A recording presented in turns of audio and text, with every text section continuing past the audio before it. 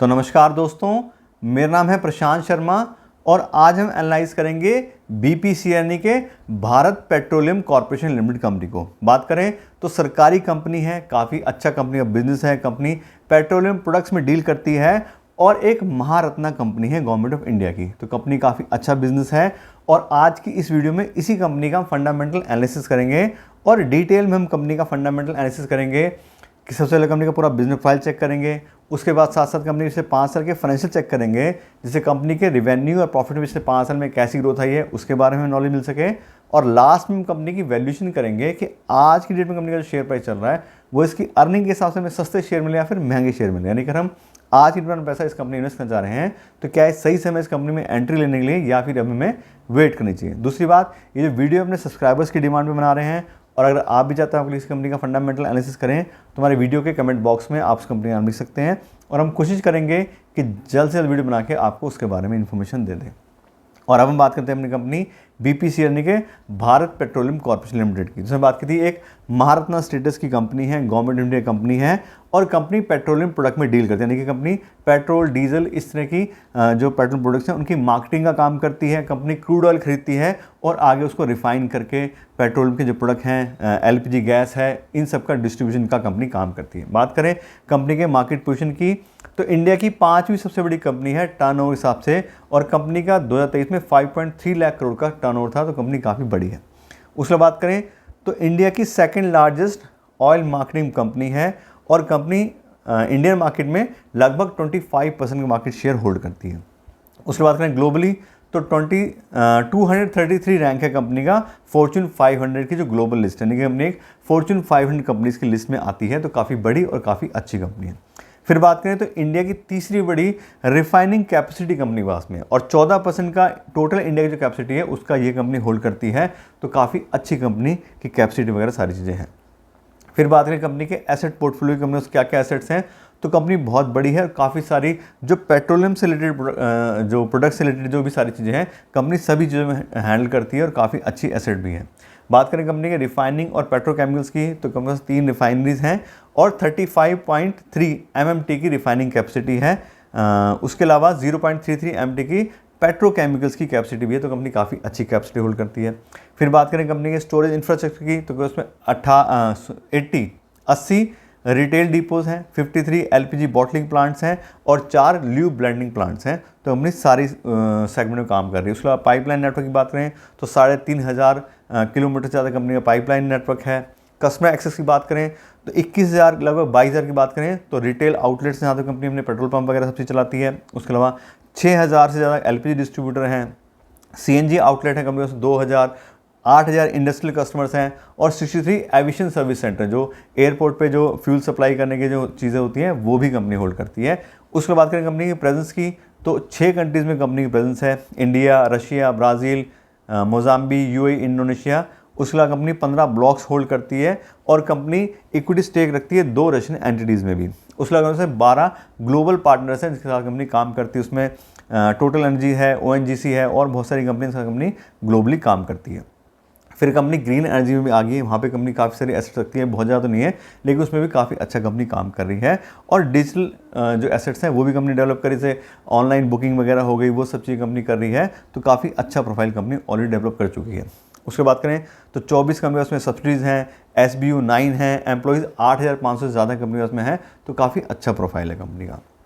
फिर बात करें कंपनी की मेजर सब्सिडीज़ की और जॉइंट वेंचर्स की तो अपस्ट्रीम में जो कंपनी उसमें है वो भारत पेट्रोल रिसोर्सेज है, इसकी कंपनी 100% सब्सिडी है ये। उसके अलावा जॉइंट वेंचर और एसोसिएट में गैस और से रिलेटेड जितने प्रोडक्ट कंपनी करती है उसके अंदर सभी में इन्वेस्टमेंट किया है कंपनी ने। बात करें सिटी गैस में तो इंद्रप्रस्थ गैस लिमिटेड 22% का स्टेक है कंपनी का, सेंट्रल यूपी गैस में 25% है, महाराष्ट्र नेचुरल गैस में 22%। इस तरह से जो सिटी गैस डिस्ट्रिक्ट में उसमें काफ़ी सारी कंपनी इन्वेस्टमेंट किया हुआ है, जॉइंट वेंचर करे हुए हैं। पाइपलाइन में देखें तो कोच्चि सेलेम पाइपलाइन में 50% का कंपनी का इन्वेस्टमेंट है। एविएशन सर्विस में भारत स्टार सर्विस 50% है और दिल्ली एविएशन में 37%। इस तरह सारी कंपनी में है। LNG में देखें तो पेट्रोनेट LNG में कंपनी का 12.5% का स्टेक है। फिनटेक में 21% का है। पेमेंट टैक में रिफाइनरी देखें तो रत्नगिरी रिफाइनरी में कंपनी 25% स्टेक होल्ड करती है। तो खुद भी कंपनी इसी बिजनेस में है और उससे रिलेटेड जो कंपनी है उसमें भी कंपनी ने काफ़ी अच्छा जॉइंट वेंचर और इन्वेस्टमेंट अपना किया हुआ है। फिर बात करें कंपनी के फ्यूचर प्लान्स की, ये तो कंपनी ऑलरेडी सारी चीज़ें उसमें है, जो भी कैपेसिटी सब चीज़ें हैं।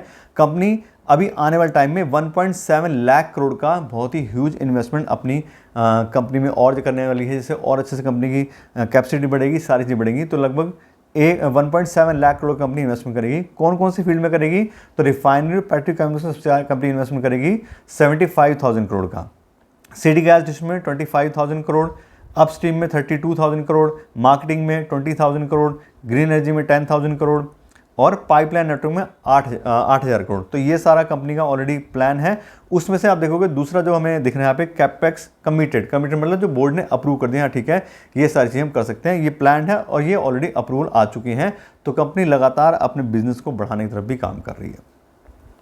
फिर बात करें कंपनी के मेजर प्रोजेक्ट की जो आने वाले टाइम में अभी कमीशन होने वाले हैं, तो एक इसका जो बीना रिफाइनरी है वहाँ पे कंपनी का प्रोजेक्ट चल रहा है, जिसमें कंपनी ने 50,000 करोड़ का इन्वेस्टमेंट किया हुआ है और ये 2028 तक स्टार्ट हो जाएगा। तो यहाँ से भी कंपनी की कैपेसिटी बढ़ेगी। फिर कोच्चि रिफाइनरी देखें तो वहाँ भी कंपनी का एक प्रोजेक्ट चल रहा है, उसमें 5,000 करोड़ का इन्वेस्टमेंट किया है, ये भी 2027 तक तैयार हो जाएगा। और बहुत सारे कंपनी के जो पाइपलाइन से रिलेटेड प्रोजेक्ट्स हैं वो भी कंपनी चल रहे हैं, तो कोई 2026 में, कोई 2027 में, इस तरह से ये भी सारे कमीशन हो जाएंगे। तो ऑलरेडी कंपनी काफ़ी अच्छा काम कर रही है और ये सारे जो प्रोजेक्ट कंपनी के फिर स्टार्ट हो जाएंगे तो और अच्छी कंपनी कैपेसिटी इंक्रीज हो जाएगी। फिर बात करें कंपनी के शेयर होल्डिंग पैटर्न की, किन किन लोगों ने अपना पैसा इस कंपनी इन्वेस्ट किया हुआ है, तो देखें तो प्रोमोटर्स के पास में कंपनी सबसे ज़्यादा शेयर है 53% नहीं, गवर्नमेंट ऑफ इंडिया के पास में, तो गवर्नमेंट के पास में 53% शेयर हैं। FI ने इसमें 15% का स्टेक लिया हुआ है। DIS के पास में कंपनी के 21% शेयर हैं और पब्लिक ने भी इसमें 11% का इन्वेस्टमेंट किया हुआ है। तो कुल में बात करें तो सभी लोगों ने इन्वेस्टमेंट किया है, लेकिन पब्लिक का स्टेक अभी भी सिर्फ 11% का ही है, जबकि FIDS की बात करें तो दोनों मिला के 36% का स्टेक इस कंपनी में होल्ड करते हैं। तो क्लियर हमें दिखाई दे रहा है कंपनी पेट्रोकेमिकल में है, तो पेट्रोल, डीजल, LPG, CNG ये सभी लोगों को रिक्वायरमेंट है, तो हमेशा माल बिकता है। तो बहुत ही बढ़िया प्रोफाइल है, पूरा गवर्नमेंट का सपोर्ट है कंपनी के पास में और FIDS सारे इसमें इन्वेस्टमेंट करके बैठे हैं, तो हमारे लिए भी अच्छा ऑप्शन हो सकता है। तो क्लियर दिखाई दे रहा है, इसकी बहुत ज़्यादा मुझे एक्सप्लेनेशन देने की जरूरत नहीं है, कंपनी अच्छी है और बहुत ही बढ़िया प्रोफाइल कंपनी होल्ड करती है। और अब हम बात करें कंपनी के फाइनेंशियल्स के बारे में कि पिछले 5 साल में कंपनी के रेवेन्यू और प्रॉफिट वगैरह कैसी ग्रोथ आई है, उसके लिए पिछले 5 साल कंपनी का फाइनेंशियल डेटा चेक करते हैं। और यहाँ देखें तो 2020 में कंपनी थे 2,84,000 करोड़ के, उसके बाद देखें तो कंपनी के रेवेन्यू 2021 में थोड़े कम हुए, फिर 2022 में काफ़ी अच्छे से 3,46,000 करोड़ कंपनी के वापस रेवेन्यू आ गए। 2020-21 में कोरोना टाइम था, काफ़ी सारे लॉकडाउन में चीज़ें दिक्कत हुई थी, लेकिन उसके बाद देखें तो काफ़ी अच्छे से कंपनी के रेवेन्यू इंक्रीज़ हुए हैं। और 2024 का जो डेटा है उसमें 4,48,000 करोड़ के कंपनी काफ़ी अच्छे रेवेन्यू आए हैं और 12% काफ़ी अच्छे CAGR से पिछले 5 साल में कंपनी के रेवेन्यू या बात करें तो सेल्स में काफ़ी अच्छी ग्रोथ आई है। चीज़ ही ऐसी है कि बिकनी है तो ग्रोथ उसमें आनी ही आनी है, डिमांड हमेशा बढ़ी रही है। अभी इलेक्ट्रिक कार्स की बात हो रही है, सब चीज़ हो रही है, लेकिन जो अभी भी मेनली फ्यूल यूज़ हो रहा है वो पेट्रोल, डीजल, घर में खाना वगैरह बनाने के लिए यहाँ पे देखें तो LPG गैस यूज है, तो उसी की डिमांड लगातार बढ़ रही है। फिर बात करें कंपनी ऑपरेटिंग प्रॉफिट की, तो ये काफ़ी ज़्यादा ऊपर नीचे है, 3%, फिर 9%, फिर 2023 में 2% पे आ गया, फिर 2024 में 10% वापस हो गया। तो क्रूड ऑयल के जैसे जैसे प्राइस ऊपर नीचे होते हैं, वैसे ही इन कंपनियों के ऑपरेटिंग प्रॉफिट मार्जिन में भी ऊपर नीचे चीज़ें आती हैं। फिर भी देखें तो कंपनी का एवरेज आ रहा है पिछले 5 साल का 6% का, तो इंडस्ट्री के हिसाब से कंपनी ठीक ठाक ऑपरेटिंग प्रॉफिट मार्जिन मैनेज कर रही है। ऐसे देखें अपने नेट प्रॉफिट तो 3,000 करोड़ से 26,000 करोड़। अब क्योंकि 2020 में तो वैसे भी कोरोना टाइम था, लेकिन फिर भी देखें पिछले 3 साल में भी तो 11,000 करोड़, 2020 में तो कंपनी का मार्जिन कम हो गया, 2023 में कंपनी का मार्जिन कम हुआ था, 2,000 करोड़ आ गया। अदरवाइज देखें तो 11,000 करोड़, फिर 2,000, वापस से अब 2024 में देखें तो 26,000 करोड़ का काफ़ी अच्छा कंपनी को प्रॉफिट हुआ है। तो कंपनी अच्छा खासा प्रॉफिट मैनेज कर रही है। फिर बात करें फ्री कैश फ्लो की, तो पिछले 5 साल से कंपनी सिर्फ एक बार नेगेटिव फ्री कैश फ्लो गई है, कोरोना की वजह से 2020 में। अदरवाइज कंपनी काफ़ी अच्छा फ्री कैश फ्लो मैनेज करती है, तो काफ़ी कैश रिच कंपनी। आप देखोगे तो 14,000 करोड़, फिर 2024 देखें तो 26,000 करोड़ तक कंपनी फ्री कैश फ्लो आया है। तो काफ़ी अच्छी कंपनी काफ़ी अच्छे प्रॉफिट को अपने वो कैश में कन्वर्ट कर पा रही है। फिर बात करें डिविडेंड पेमेंट की, तो कंपनी पिछले 5 साल से हर साल डिविडेंड पेमेंट कर रही है और 2020-21 को छोड़ दें उसमें 100% की एवरेज आ रही है, क्योंकि काफ़ी अच्छा अमाउंट गया है, लेकिन प्रॉफिट कम था तो उसकी एवरेज बढ़ गई। अदरवाइज देखें तो 30-40% के आसपास कंपनी अपने इन्वेस्टर को एज ए डिविडेंड भी पैसा वापस कर देती है, तो अच्छी डिविडेंड पेमेंट करने वाली कंपनी है। फिर बात करें डेट बाय इश्यू की, तो कंपनी का डेट बाय इक्विटी आ रहा है 0.72 का, यानी कि कंपनी 72% लोन होल्ड करती है अपने 100% इक्विटी अगेंस्ट। तो काफ़ी अच्छा खासे अमाउंट में कंपनी लोन भी लिया हुआ है। लेकिन फिर बात है कि सरकारी कंपनी है, तो इस तरह कंपनी क्या है कि रिवेन्यू उनका आने आना है, प्रॉफिट उनको आना आना है, तो बैंक जो लोन वगैरह भी देते हैं तो काफ़ी लंबे टाइम के लिए और काफ़ी कम रेट ऑफ इंटरेस्ट में इनको लोन मिल जाता है। तो इसलिए इनकी है तो थोड़ा सा हायर लोन, लेकिन फिर भी कंपनी अच्छे से मैनेज कर लेती है क्योंकि उनको ज़्यादा इंटरेस्ट वगैरह पेमेंट नहीं करना होता है। और इसका इंटरेस्ट कवरेज देखें तो भी 8 टाइम्स का आ रहा है, तो वो भी ठीक है। तो कैपिटल वाइज बात करें तो भी अच्छी कंपनी है।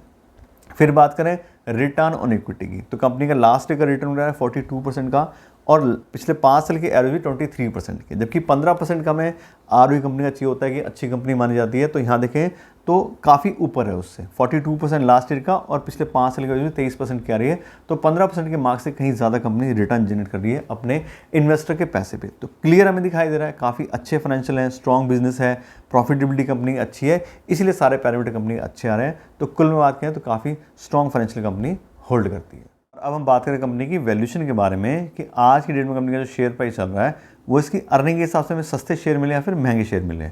और मैं आपको बता दूं इस तरह की कंपनीज की वैल्यूएशन करने के लिए मैं यूज़ करता हूं डिस्काउंटेड कैश फ्लो एनालिसिस। उसके अंदर कंपनी को फ्री कैश फ्लो को वैल्यू करते हैं, कंपनी कितना फ्री कैश फ्लो जनरेट कर पा रही है उसके हिसाब से उसकी कितनी वैल्यू बनती है। और अभी हमने कंपनी का फाइनेंशियल डेटा चेक किया था, उसमें कंपनी का फ्री कैश फ्लो का भी डेटा था। तो 2022 में देखें तो कंपनी के पास में था 11,790 करोड़ रुपये फ्री कैश फ्लो, 2023 में 3,917 करोड़ रुपये और 2024 देखें तो 26,357 crore company free cash flow generate करा है। अभी पिछले 3 साल के फ्री कैश फ्लो में डिफरेंस आ रहा है, तो उसके 3 साल के फ्री कैश फ्लो को हम एवरेज ले लेते हैं और पिछले 3 साल के जो कंपनी का फ्री कैश फ्लो उसकी एवरेज आ रही है 14,000 करोड़, यानी कि on an average company 14,000 crore पे फ्री कैश फ्लो जनरेट करती है।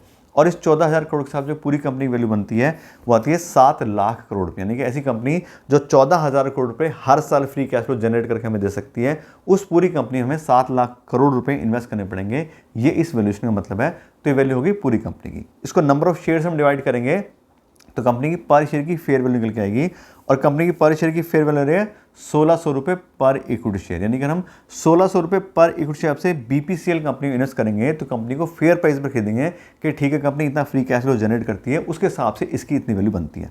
लेकिन जैसे हम हमेशा बात करते हैं किसी कंपनी को हम फेयर प्राइस पे या ओवर वैल्यूएशन में हम खरीदते हैं तो हमारा रिस्क बहुत ज़्यादा इंक्रीज हो सकता है, क्योंकि जो भी हम डेटा सब चेक कर पा रहे हो क्या है पास्ट रिकॉर्ड है, फ्यूचर में क्या होगा क्या नहीं होगा किसी नहीं पता। तो इसलिए अगर हमें अपना फ्यूचर का जो भी आने वाला रिस्क है उसको मैनेज करके चलना है तो उसके लिए हम यूज़ करते हैं मार्जिन ऑफ सेफ्टी का कॉन्सेप्ट। मार्जिन ऑफ सेफ्टी का मतलब होता है कि जो भी कंपनी का फेयर प्राइस है उसके 50% में कंपनी को खरीदने की कोशिश करनी चाहिए, जिससे जो भी हमारे आने वाले रिस्क हैं उसको हम अच्छे से मैनेज कर सकें।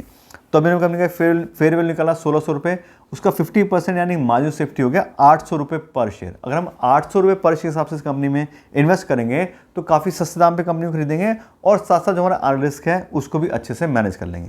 तो ये तो क्या हमारा प्राइस जो हमें ठीक लग रहा है कंपनी इन्वेस्टमेंट करने के लिए, ठीक है ये फेयर प्राइस है या ये मार्जिन सेफ्टी है। अब बात करते हैं कंपनी के एक्चुअल शेयर प्राइस की। अभी कंपनी जो शेयर प्राइस है वो क्या चल रहा है, तो अभी कंपनी का जो शेयर है वो 340 रुपये के आसपास शेयर जो है वो ट्रेड कर रहे हैं। और इस शेयर प्राइस से बात करें तो एक हाईली अंडर वैल्यूड कंपनी है। कितनी अंडर वैल्यूड है, तो हमने फेयर निकाला 1,600 रुपये, उसके अगेंस्ट हमें मिल रहा है 340 रुपये। बात करें तो 20% में मिल रहे हैं उसके शेयर उसकी फेयर वैल्यू से। 80% का मार्जिन सेफ्टी इस कंपनी मिल रहा है, जो कि ऐसी कंपनी है जो ऐसा प्रोडक्ट बेचती है इसकी हमेशा डिमांड रहती है। मतलब ये बात हो रही है कि फ्यूल कहीं खत्म ना हो जाए, इतनी ज़्यादा डिमांड है और वो कंपनी में सस्ते दाम मिल रही है। उसके बाद बात करें ये तो वैल्यूएशन हो गई। प्राइस बाय अर्निंग्स भी कंपनी आप चेक करोगे तो 8 के पी बाई में कंपनी ये शेयर ट्रेड कर रहे हैं। तो मतलब बहुत ही ज़्यादा सस्ती कंपनी मिल रही है, जबकि अच्छा बिजनेस है। कंपनी हमने फाइनेंशियल चेक किए वो भी अच्छे हैं। कंपनी फॉर्च्यून 500 में से एक कंपनी है, ग्लोबली काफ़ी अच्छा स्टेटस है, इंडिया के भी सबसे बड़ी कंपनीज में है, पेट्रोल डीजल गैस सब चीज़ों काम है। तो अच्छा बिजनेस है, अच्छे फाइनेंशियल्स हैं, फिर भी सस्ते प्राइस मिल रही है। तो अच्छा ऑप्शन मेरे हिसाब से एक हो सकता है अगर इस तरह की कंपनी से इन्वेस्ट करना चाह रहे हैं। लेकिन वो बात है कि हमारे से कोई गारंटी नहीं आपको इन्वेस्ट करना है या प्रॉफिट होगा ही होगा। आप थोड़ा अपना होमवर्क कीजिए, फिर आप डिसाइड कीजिए आपको जाना है कि नहीं जाना है। क्योंकि सरकारी कंपनियां हैं, कुछ लोग सरकारी कंपनी के फेवर में होते हैं, कुछ अगेंस्ट में होते हैं, लेकिन मैं तो बिजनेस की बात कर रहा हूँ। पेट्रोल डीजल बिकना है। अब कुछ लोग कहेंगे जी शेयर प्राइस ज़्यादा नहीं बढ़ता कंपनी का। अब कंपनियां डिविडेंड भी तो पेमेंट करती हैं, 30-40% कंपनी हर साल डिविडेंड पेमेंट करती है। तो जब कंपनियां डिविडेंड पेमेंट करती हैं तो उसकी वैल्यूएशन कम हो जाती है, क्योंकि पैसा बाहर चला गया ना बिजनेस है, तो वो चीज़ भी हमें वापस मिल रही है। उसके अलावा बिजनेस बढ़ रहा है, प्रॉफिट बढ़ रहा है, तो लॉन्ग रन के लिए हम इसको होल्ड करेंगे तो जब कंपनी का प्राइस प्रॉफिट बढ़ता है उसके साथ साथ कंपनी का शेयर प्राइस भी अपने आप बढ़ जाता है। तो शॉर्ट टर्म के लिए तो कुछ भी हो सकता है, लेकिन लॉन्ग टर्म के लिए हम कंपनी को होल्ड करेंगे तो काफ़ी अच्छा प्रॉफिट इस तरह की कंपनी हमें दे सकती है। तो इससे बात करें, मेरे को काफ़ी अच्छी कंपनी लगी। अगर आपने ऑलरेडी अपना पैसा इन्वेस्ट किया तो बिल्कुल इन्वेस्ट करिए, कोई दिक्कत वाली बात ही नहीं है। प्रॉफिट कंपनी का अच्छा चल रहा है, कंपनी गवर्नमेंट की है, सब चीज़ें सपोर्ट हैं, तो अच्छा बेनिफिट ही हमें होगा। तो इससे बात करें तो कंपनी को मैंने आपको डिटेल नॉलेज दे दी है। आशा करते हैं आपको वीडियो अच्छी लगी होगी।